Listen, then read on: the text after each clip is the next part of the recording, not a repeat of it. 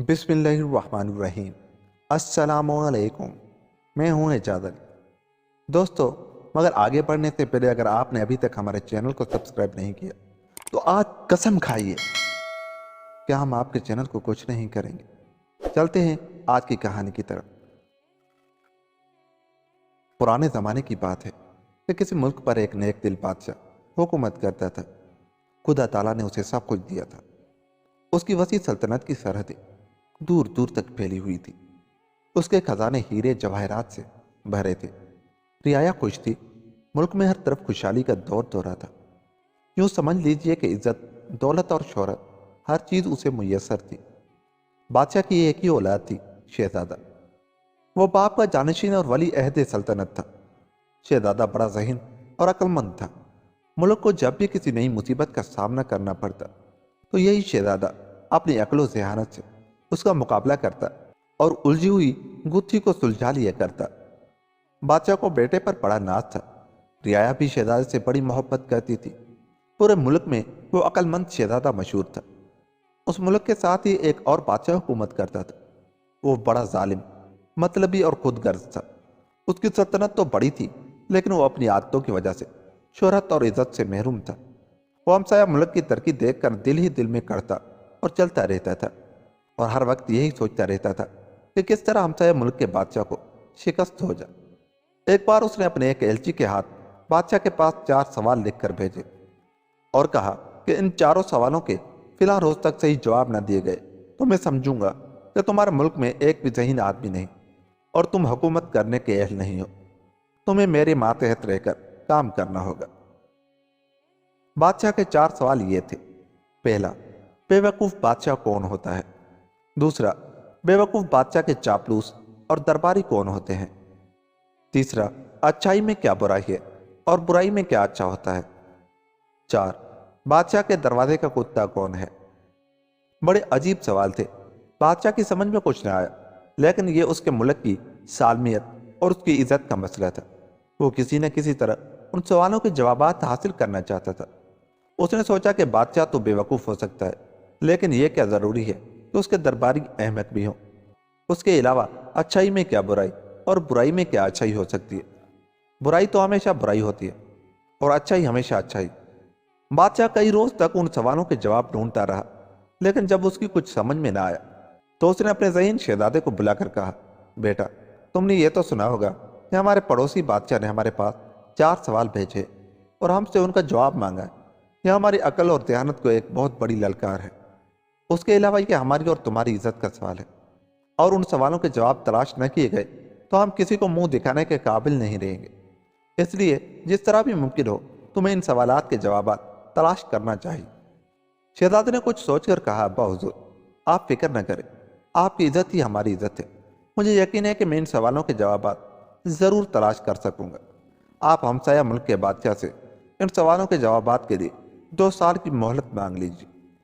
بادشاہ نے پڑوسی ملک کے سوال کرنے والے بادشاہ سے 2 سال کی مہلت لے لی۔ پڑوسی بادشاہ نے یہ سوچ کر کے اس بادشاہ کے ملک کا کوئی بھی شخص 2 برس میں بھی ان سوالوں کے جواب صحیح طور پر نہیں دے سکے گا، یہ مہلت دے دی۔ آہستہ آہستہ 3 گزرے اور 6 ماہ گزر گئے۔ بادشاہ اور شہزادہ دونوں ہی ان سوالوں کو بھول گئے۔ ایک دن اچانک بادشاہ کو ان سوالوں کو خیال آیا اور اس نے شہزادے سے پوچھا، کیوں بیٹا، ان سوالوں کا ابھی تک تم نے کوئی حل نہیں ڈھونڈا؟ اب تو اس بات کو 6 مہینے ہو گئے ہیں۔ شہزادے نے جواب دیا، حضور، میں ملکی کاموں میں اتنا پھنسا رہا کہ ایک لمحے کی بھی فرصت نہیں ملی۔ آپ مجھے چند روز کے لیے ملک سے باہر جانے کی اجازت دے دیجیے تاکہ میں گھوم پھر کر آزادی کے ساتھ ان سوالات پر غور کروں اور ان کا کوئی حل ڈھونڈ کر لا سکوں۔ بادشاہ نے بادل نخواستہ شہزادے کو اپنے ملک سے باہر جانے کی اجازت دے دی۔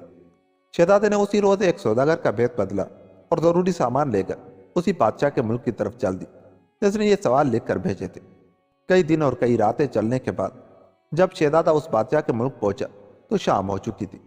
شہزادے نے سوچا کہ اس ملک کے لوگ معلوم نہیں کیسے ہوں گے، اس لیے ایک اجنبی کا رات کے وقت شہر جانا مناسب نہیں ہے۔ یہ سوچ کر شہزادے نے شہر سے باہر ہی رات گزارنے کا ارادہ کیا اور نگاہ اٹھا کر ادھر ادھر جگہ تلاش کرنے لگا۔ قریب ہی ایک چھوٹا سا مکان تھا جس میں سے دھیمی دھیمی روشنی آ رہی تھی۔ شہزادے نے سوچا کہ آج کی رات اسی گھر میں بسر کرنی چاہیے۔ شہزادے نے اس کے مکان کے قریب پہنچ کر دروازہ کھٹکھٹایا۔ چند لمحوں کے بعد ایک عورت نے دروازہ کھولا اور بولی، آپ کون ہیں؟ مجھ سے کیا چاہتے ہیں؟ شہزادے نے نہایت نرمی سے کہا، میں تو ایک پردیسی سوداگر ہوں، گھومتا پھرتا آج ادھر نکل آیا ہوں۔ میں آپ کے گھر صرف ایک رات قیام کرنا چاہتا ہوں، کیا آپ مجھے اس کی اجازت دیں گی؟ عورت ایک لمحے کے لیے جھجکی۔ اس نے کہا، لیکن میں تو… شہزادہ اس کی بات کاٹ کر بولا، میں آپ کو یقین دلاتا ہوں کہ میں برا آدمی نہیں ہوں، میں آپ کو کسی طرح کا بھی نقصان نہیں پہنچاؤں۔ عورت خوبصورت اور نوجوان تھی۔ وہ شہزادے کو گھر کے اندر لے گئی اور اسے کھانا کھلایا۔ اس کے بعد اس کے پاس آگ کی انگیٹھی رکھ دی اور اس کے آرام کے لیے بچھونا بچھا دیا۔ شہزادہ ساری رات بڑے آرام اور سکون سے سوئے۔ صبح اٹھ کر جب شہزادہ جانے لگا تو اس نے عورت سے کہا، آپ نے میری جو آؤ بھگت کی اس کے لیے میں آپ کا شکر گزار ہوں، لیکن آپ نے یہ تو بتایا ہی نہیں کہ آپ کون ہیں اور کیا کرتی ہیں۔ عورت بولی، اجنبی نوجوان، یہ تو تم نے دیکھ ہی لیا ہوگا کہ میں اس گھر میں اکیلی رہتی ہوں، میرا اس بڑی دنیا میں اپنا کوئی نہیں ہے، میں بادشاہ کے دربار کی ایک معمولی کنیز ہوں۔ صبح سے شام تک محنت کرنے پر جو کچھ مل جاتا ہے اسی سے اپنا پیٹ پال دی۔ عورت کی کہانی سن کر شہزادہ بہت متاثر ہوا۔ اس نے اسے کچھ اشرفیاں دینا چاہی، لیکن عورت نے پختہ لہجے میں کہا، میں نے ایک معزز مہمان سمجھ کر آپ کو اپنے یہاں ٹھہرایا ہے، اور مہمان سے قیمت وصول کرنا میں سمجھتی ہوں کوئی بھی شخص گوارا نہیں کرے گا۔ شہزادے نے کنیز کا شکریہ ادا کیا اور آگے چل دیا۔ وہ کچھ ہی دور گیا ہوگا کہ اسے راستے میں ایک بوڑھا آدمی دکھائی دی۔ اس کا سر اور ہاتھ کانپ رہے تھے، اس کے بال بالکل سفید ہو چکے تھے، اس کے سارے جسم پر جھریاں پڑی تھیں اور کمزوری کی وجہ سے اس سے بیٹھا بھی نہیں جا رہا تھا۔ وہ سر جھکائے ہاتھ میں کٹورا لیے لوگوں کی طرف رحم طلب نگاہوں سے دیکھتا تھا، لیکن سبھی لوگ اس کی طرف نفرت سے دیکھ کر آگے نکل جاتے تھے۔ بوڑھے کی حالت بہت ہی خراب تھی۔ شہزادے نے بوڑھے کے پاس جا کر پوچھا، بابا آپ اس طرح بیٹھے ہوئے بھیک کیوں مانگ رہے ہیں؟ کیا تمہاری دیکھ بھال کرنے والا اور کھانا دینے والا کوئی نہیں ہے؟ شہزادے کی ہمدردی پا کر بوڑھے کی آنکھوں سے آنسو بہنے لگے۔ اس نے کہا، نہیں، میرے اس دنیا میں کوئی نہیں ہے، میری کہانی بڑی دردناک ہے، آپ بھی سنیں گے تو آپ بھی دکھی ہوں۔ شہزادہ بولا، بابا تمہیں کیا دکھ ہے؟ تمہاری یہ حالت کس نے کی ہے؟ بوڑھا روتے ہوئے بولا، میں نے 50 برس تک اس ملک کے بادشاہ کی محل کی چوکی داری کی ہے۔ جب تک مجھ میں طاقت تھی، ہمت تھی، بادشاہ مجھ سے مرضی کے مطابق کام لیتا رہا۔ میں نے بھی اپنی زندگی سے سب اچھے دنوں میں دن رات محنت کر کے اس کی خدمت کی۔ اس کا اشارہ پاتے ہی میں نے اس کا مشکل سے مشکل کام کر ڈالا، لیکن جب میں بوڑھا ہوا اور میرے بال سفید ہونے لگے تو اس نے مجھے دودھ کی مکھی کی طرح نکال پھینکا اور میری جگہ ایک دوسرا جوان آدمی رکھ دی۔ ایسا کرتے وقت اس نے ایک بار بھی نہیں سوچا کہ جس آدمی نے اس کی 50 برس تک خدمت کی ہے وہ اب بڑھاپے میں کہاں جائے گا۔ میں مجبور تھا، میں کیا کر سکتا تھا؟ وہ ٹھہرا ایک بادشاہ اور میں راستے کا بھکاری، اس بڑھاپے میں کوئی کام نہیں کر سکتا، اب تو بھیک مانگنے کے سوا کوئی راستہ نہیں ہے۔ شہزادے کو بوڑھے پر بڑا ترس آیا۔ وہ اسے چند اشرفیاں دے کر آگے بڑھ گئے۔ چلتے چلتے شہزادہ بادشاہ کے دربار پہنچے۔ وہاں بادشاہ بڑی شان سے اپنے درباریوں کے بیچ میں بیٹھا تھا۔ اس کے خوشامدید درباری اس کی خوب تعریفیں کر رہے تھے۔ شہزادہ دربار میں پہنچ کر ایک کونے میں بیٹھ گیا، لیکن بادشاہ اپنے درباریوں کی خوشامد اور چاپلوسی میں اتنا الجھا ہوا تھا کہ اسے ایک بار بھی نگاہ اوپر اٹھا کر شہزادے کو دیکھنے کی فرصت نہ ملی۔ شہزادہ شام تک دربار میں چپ چاپ بیٹھا یہ تماشا دیکھتا رہا۔ بادشاہ نے ایک بار بھی شہزادے کی طرف نہیں دیکھا تو وہ بہت دکھی سا ہو کر اور خاموشی کے ساتھ اٹھ کر دربار سے نکل گئے، لیکن اس نے ہمت نہ ہاری۔ دوسرے دن صبح وہ پھر بادشاہ کے دربار میں جا بیٹھا۔ اس نے دیکھا کہ بادشاہ کے درباری اسے اس کی سخاوت کی جھوٹی کہانیاں سنا کر خوش کر رہے ہیں۔ وہ اسے یہ بھی بتا رہے ہیں کہ ملک میں کوئی غریب اور دکھی نہیں ہے۔ کوئی درباری بادشاہ کی تعریف میں قصیدے پڑھ رہا ہے اور بادشاہ اس سے خوش ہو کر اسے منہ مانگا انعام دے رہا ہے۔ شہزادے نے بھی اسی ترکیب سے کام لینا مناسب سمجھا۔ اس نے بادشاہ کی تعریف میں ایک خوبصورت سا قصیدہ لکھا اور موقع پا کر بولا، حضور سلامت رہیں، میں بچپن سے ہی آپ کی دریا دلی اور سخاوت کی داستانیں سنتا آ رہا ہوں۔ میں آپ کے ملک میں جہاں بھی گیا ہوں میں نے یہی سنا کہ لوگوں کے دکھ سکھ کا خیال کرنے والا آپ سے بڑا بادشاہ اس دنیا میں دوسرا نہیں ہے۔ میرے دل میں بھی آپ کو دیکھنے کا شوق پیدا ہوا اور خدا تعالیٰ کا شکر ہے کہ آج میرا یہ شوق پورا ہوا۔ بادشاہ دل ہی دل میں بہت خوش ہوا۔ اس نے پوچھا، تم کون ہو اور کہاں سے آئے ہو؟ شہزادے نے بڑے ادب سے کہا، حضور میں ایک پردیسی ہوں، شاعری میرا پیشہ ہے، لیکن پچھلے دنوں میں جہاں بھی گیا مجھے کوئی ایسی چیز دیکھنے کو نہیں ملی جس پر میں کچھ شاعری کرتا۔ کل آپ کے ملک میں آیا اور آپ کی تعریف سن کر بہت خوش ہوا اور ایک خوبصورت نظم لکھی ہے، آپ فرمائیں تو ابھی عرض کروں۔ بادشاہ جو ایسی تعریفیں سننے کا عادی تھا خوشی سے پھولا نہ سمایا۔ اس نے کہا، ہم تم سے بہت خوش ہیں، तुम हमें वो नज़म सुनाओ जो तुमने कल लिखी है। शहजादे ने बड़ी ही दिलकश आवाज में बादशाह की तारीफ में लिखा हुआ कसीदा पढ़कर सुना दिया। बादशाह उसे सुनकर बहुत खुश हुआ और शहजादे को दरबार में रख लिया। थोड़े ही दिनों बाद शहजादा दरबार का खास शायर बन गया। अब शहजादे ने बादशाह की तारीफ करना शुरू की। वो वक्त बे वक्त बादशाह की तारीफों के पुल बांधा करता। आस्ता आस्ता बादशाह शहजादे से इतना मानूस हुआ कि उसने शहजादे को अपना वजीर बना लिया और अपनी लड़की की शादी उससे कर दी। बादशाह ने वजीर के लिए एक आलीशान महल भी बनवा दिया जिसमें शहजादा और उसकी बीवी बड़े आराम से रहने लगे। इस वाक़े के कुछ दिनों के बाद बादशाह के लड़के ने उसके साथ शिकार खेलने की ख्वाहिश का इजहार किया। वजीर अक्लमंद शहजादा फौरन तैयार हो गए। दोनों ने शाही अस्तबल से उम्दा घोड़े दिए और शिकार के लिए जंगल की तरफ चल दिए। चलते चलते वो लोग जंगल में बहुत दूर निकल गए, लेकिन उनके हाथ कोई भी शिकार नहीं लगा। आखिरकार जब शाम हो गई तो वो मायूस होकर घर वापस आने लगे। वो वापस लौट ही रहे थे कि उन्हें सामने से एक चीता आता हुआ दिखाई दिया। उन दोनों ने उस पर एक साथ तीर चला और उनके तीर लगते ही चीता मर गया। चीता तो मर गया, लेकिन उनके लिए उसे घर ले जाना बहुत मुश्किल था, क्योंकि वो बहुत बड़ा था और घोड़े पर आसानी से नहीं लादा जा सकता था। वो दोनों बहुत देर तक सोचते रहे, लेकिन कोई भी तदबीर उनके समझ में न आई। बड़ी देर बाद उन्होंने ये फैसला किया कि चीते का सर काटकर अपने साथ ले जाएं और उसका धड़ यहीं छोड़ दें। चीते का सर काट दिया गया और वजीर ने उसे एक कपड़े में लपेटकर अपने घोड़े से बांधा और उसके बाद वो दोनों घर की तरफ चले। रास्ते में शहजादी के भाई का कोई दोस्त रहता था। जब वो उसके घर के आगे से गुजरे तो उसने शहजादे को रात भर के लिए वहीं ठहरने को कहा, क्योंकि वो भी बहुत थक गया था। उसने वजीर से कहा, मैं बहुत थक गया हूँ और रात भी काफ़ी हो गई है। मैं आज यही ठहरूंगा और कल शाम तक महल में वापस पहुँच जाऊँगा। शहजादा वहीं ठहर गया और वजीर परेशान सा अपने महल में वापस पहुँचा। उसकी बीवी बहुत देर से उसकी राह तक रही थी। उसने शोहर से पूछा, तुम कहाँ रह गए थे? मेरा तो फिक्र के मारे दम निकला जा रहा था। वजीर ने कहा, ये सब बातें बाद में करना, पहले मुझे एक फावड़ा ला दो। इस वक्त मुझे उसकी सख्त ज़रूरत है। उसकी बीवी की कुछ समझ में ना आया। उसने पूछा, इस वक्त तुम फावड़े का क्या करोगे और तुम इतने परेशान और घबराए हुए क्यों? वजीर ने कहा, तुम्हारी इन बातों का जवाब देने के लिए मेरे पास वक्त नहीं है। मुझे जल्द ही एक फावड़ा चाहिए। उसकी बीवी ने उसका हाथ पकड़कर कहा, तुम कैसी बेकी बेकी बातें कर रहे हो? साफ साफ बताओ आखिर क्या बात है। वजीर का सांस फूल रहा था। उसने कहा, मुझसे एक गलती हो गई। मैं तुम्हें नहीं बताना चाहता और तुम्हें उसका पता चल गया और तुम्हारे मुंह से वो बात बादशाह तक जब पहुंची तो मैं मारा चाहूंगा। इसलिए तुम चुपचाप जैसा मैं कहता हूँ वैसा ही कर। अब तो उसकी बीवी यानी शहजादी का माथा ठनका। वो बहुत जिद करने लगी और बोली, मैं तो तुम्हारी बीवी हूँ, क्या तुम्हें मुझ पर इतना भी भरोसा नहीं है? मैं तुमसे वादा करती हूँ कि ये बात किसी से नहीं कहूँगी। तुम मुझे बताओ कि फावड़े का क्या करोगी? वजीर ने कहा, वो राज मैं तुम्हें बताता हूँ, लेकिन याद रखो अगर किसी पर जाहिर किया तो तुम हमेशा के लिए मुझसे हाथ धो बैठोगी। आज मैं तुम्हारे भाई यानी शहजादे के साथ शिकार खेलने के लिए जंगल में गया था। वहां हमने एक चीते का शिकार किया।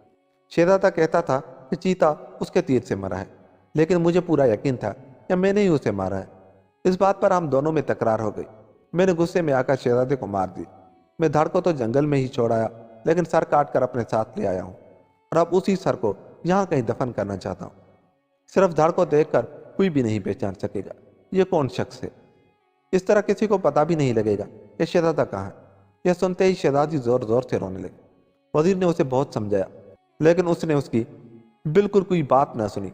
आखिर वजीर खुद ही कहीं से एक फावड़ा लाया और महल के बागीचे में एक गड्ढा खोदकर अपनी बीवी के सामने कपड़े में लपेटा हुआ सर उसमें दबा दी। शहजादी रात पर अपने भाई की याद में रोती रही और उसने अपने शोहर से कोई बात न की। अगले दिन सुबह सवेरे शहजादी उठकर रोती चिल्लाती बादशाह के महल में पहुंची और रो रो का सारी कहानी अपनी माँ को सुनाई। रानी को अपने बेटे से बड़ा प्यार था। वो ये सुनते ही बेहोश होकर गिर पड़ी। उसी वक्त महल में तहलका मच गया। बादशाह दौड़ा हुआ आया। जब उसने शहजादे के कत्ल की खबर सुनी तो उसके गुस्से की कोई इंतहा न रही। उसने फौरन सिपाहियों को हुक्म दिया कि वो वजीर को गिरफ्तार करके दरबार में लाए। थोड़ी ही देर में बादशाह के सिपाही वजीर को बेड़ियां पहनाकर बादशाह के दरबार में लिया। जो लोग वजीर से हसद करते थे वो उस वक्त बहुत खुश हो रहे थे। बादशाह ने वजीर को देखते ही जोर से जमीन पर पांव मारते हुए कहा, तुमने मेरे बेटे को मारने की जो रात कैसे की? क्या तुम ये भूल गए कि मैंने तुम पर कितने एहसान किए हैं? मैं समझ गया तुम उसे मारकर उसकी जगह खुद इस मुल्क के बादशाह बनना चाहते थे, लेकिन मैं ऐसा नहीं होने दूंगा। वजीर ने कुछ कहना चाहा, लेकिन बादशाह उसे रोकते हुए कहा, नहीं, मैं कुछ नहीं सुनना चाहता। जिस तरह तुमने मेरे बेटे का सर काटा है उसी तरह तुम्हारा सर धड़ से अलग किया जाएगा। तुम्हारे सर को अपने महल के दरवाजे पर लटकाऊंगा ताकि मुल्क के सभी लोग देख लें कि शाही महल के किसी आदमी को हाथ लगाने का क्या नतीजा हो सकता है। यह कहकर बादशाह ने सिपाहियों को हुक्म दिया कि वो वजीर को ले जाएं और उसका सर काट ले आएं। सिपाही वजीर को घसीटते हुए ले जाने लगे। जब वो लोग महल से बाहर पहुंचे तो उन्हें उस कनीज ने रोक लिया जिसने एक रात वजीर को अपने यहाँ ठहराया था। कनीज ने वजीर से कहा, आपको अपनी सफाई पेश करने का कोई मौका नहीं दिया गया। ये तो बड़ा जुल्म और सरासर नाइंसाफी है। माना कि शहजादे का खून हुआ है, फिर भी आपको सफाई पेश करने का मौका मिलना ही चाहिए। उसके बाद कनीज ने सिपाहियों से दरख्वास्त की कि वो वजीर को दरबार में वापस ले चल, लेकिन सिपाहियों ने कहा, तुम तो बादशाह के गुस्से से वाकिफ हो। अगर हम उन्हें वापस ले गए तो बादशाह सलामत हम सबको मौत की सजा सुना दे। कनीज बोली, तुम डरो नहीं, मैं तुम पर आंच नहीं आने दूंगी। मैं उन्हें वापस दरबार ले जाने की सारी जिम्मेदारी अपने ऊपर ले लूंगी। बादशाह मुझे जो चाहे सजा दे, लेकिन मैं जुल्म होता हुआ नहीं देख सकती। कनीज के इसरार पर सिपाही वजीर को फिर दरबार में ले गए। उसे देखते ही बादशाह अपने तख्त से उठ खड़ा हुआ और गुस्से से कांपने लगा, लेकिन फौरन ही कनीज ने आगे बढ़कर कहा, हुजूर, इसमें सिपाहियों का कसूर नहीं, मेरे कहने पर यह वजीर को वापस लाए हैं। मुझे मालूम हुआ है कि आपने वजीर का बयान सुने बगैर उन्हें मौत की सजा का हुक्म सुना दिया है। मुजरिम को सजा जरूर मिलनी चाहिए, लेकिन बगैर छानबीन किए फैसला करने से नाइंसाफी भी हो सकती है। बादशाह ने कहा, मैं उसे सफाई का क्या मौका दे सकता हूँ? उसने मेरे बेटे का खून किया है, इसलिए मैं भी उसे वही सजा दे रहा हूँ। कनीज ने कहा, हुजूर, मुझे माफ़ करें, लेकिन इतना ज़रूर कहूँगी कि इंसाफ तब होगा जब आप इस मामले की तहकीक करेंगे। अगरचे वजीर ने वली अहद सल्तनत का खून किया है, तब भी आपको ये देखना होगा कि उनका कत्ल क्यों कर हुआ। आपने उन्हें सबसे बड़ी सजा दी है, लेकिन उन्हें अपनी सफाई पेश करने का कोई मौका नहीं दिया। अब तो बादशाह को सचमुच अपनी गलती का एहसास हुआ। उसने फौरन सिपाहियों को हुक्म दिया कि वो वजीर के महल से शहजादे का सर निकाला। कुछ ही देर में सिपाही कपड़े में लिपटा हुआ एक सर दरबार में लाए। बादशाह ने रुमाल खोलने का हुक्म दिया। रुमाल खोला गया, लेकिन ये क्या, ये तो एक चीते का सर था। सब हैरान उसकी तरफ देखते रह गए। किसी के मुंह से एक लफ्ज तक न निकला। कनीज ने कहा, देखा हुजूर, अगर आप ये सर न देखते तो आज इस मुल्क में कितना बड़ा जुल्म हो जाता। आप अंजाम में अपने दामाद से हाथ धो बैठते। इस दौरान में वली अहद सल्तनत शहजादा भी अपने दोस्त के घर से लौट आया। सब लोग उसे देखकर हैरान रह गए। बादशाह ने वजीर से पूछा, ये सब क्या है? इस तरह झूठी अफवाह फैलाने से तुम्हें क्या मिला? वजीर अक्लमंद शहजादे ने जवाब दिया, हुजूर, आपको याद होगा कि तकरीबन 2 साल पहले आपने पड़ोसी मुल्क के बादशाह से चंद सवालों के जवाब पूछे थे। उन्होंने सवालों के जवाब देने के लिए 2 साल की मोहलत मांगी थी। मैं आज आपको उन सवालों के जवाब ही देना चाहता था। मैं पड़ोसी मुल्क के बादशाह का बेटा हूँ। आपको सवाल तो याद होंगे हुजूर। आपने ये सुनते ही कि मैंने आपके बेटे को मार डाला है, मेरे कत्ल का हुक्म दे दिया। एक बार भी मामले की छानबीन की कोशिश नहीं की। आपने मुझसे ये नहीं पूछा कि तुमने ये कत्ल किया भी या नहीं। आपके मुल्क में इंसाफी नहीं है, इसलिए आपको बेवकूफ़ बादशाह कहा जा सकता है। इसके अलावा जब आपने मेरा सर काटने का हुक्म दिया तो आपके किसी दरबारी ने इस पर एतराज़ नहीं किया। वो अपने सामने जुल्म होता देखते रहे। यही नहीं, वो मुझसे जलते और हसद करते थे, इसलिए दिल ही दिल में खुश हो रहे थे। आप पर एतराज़ न करके वो आपको नाइंसाफ़ी की तरफ ले जा रहे थे। लिहाजा वो सब बेवकूफ़ बादशाह के चापलूस दरबारी है। कल रात जब इस सर को ज़मीन में गाड़ रहा था तो आपकी बेटी ने मुझसे सब बातें जानने पर इसरार किया। मैं उसे कुछ भी नहीं बताना चाहता था, लेकिन उसने वादा किया कि वो किसी से इस बात का जिक्र नहीं करेगी और मुझसे सारा राज उगलवा लिया। लेकिन क्या वो वादे पर कायम रही?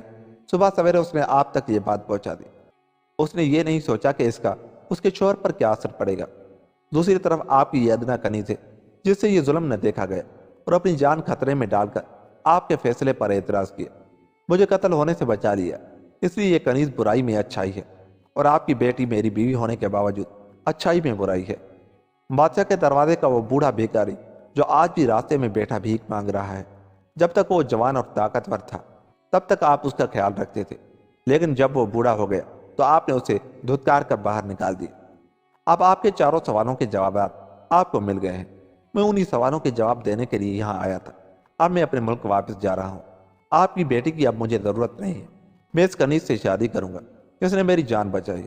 उसका ये एहसान मैं सारी ज़िंदगी नहीं भूल सकता। शहजादा कहता चला गया। शहजादी की यह सारी बातें सुनकर बादशाह बहुत शर्मिंदा हुआ और मुंह से कुछ भी न कह सका। शहजादे ने कनीज से शादी कर दी और उसे लेकर अपने मुल्क पहुंचा, जहां उसका शानदार इस्तकबाल किया गया। और यूं ये कहानी खत्म हुई। دوستو اگر آپ کو ہماری یہ کہانی اچھی لگی تو جاتے ہوئے ہمارے چینل کو سبسکرائب کریں یا نہ کریں، آپ کی مرضی۔ ملتے ہیں کسی ایسی کہانی کے ساتھ، تب تک اپنا بہت سا خیال رکھیے گا۔ اللہ نگہبان۔